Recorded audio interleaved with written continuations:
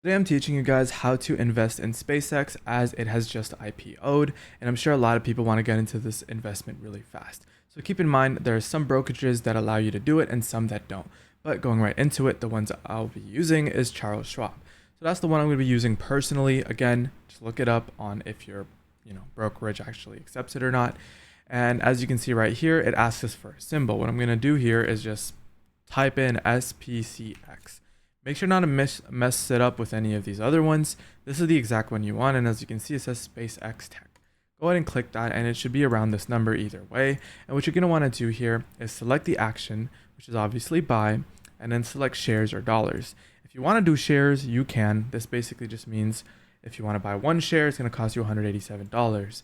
But if you want to get into partials because you don't want to spend $180, you can just hit dollars and then search up like five bucks, and it'll tell you how much of a share you'll get.